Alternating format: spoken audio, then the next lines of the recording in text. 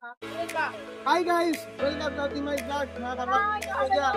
Karon, natay for sale. Ito ang top dog.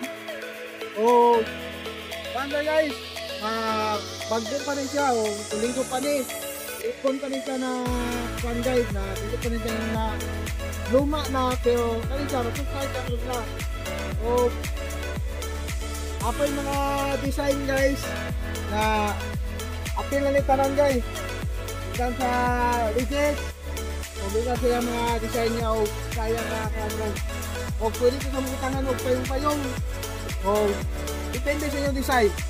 Kagawa kontakan nyo po nyo sa 50K sa kilay sale price ani o pwede siya mabaligya sa 10K pero final price pwede pa nato na mahangyo depende sa to ang negotiation. O ang size ani guys kay galing siya sa 38.40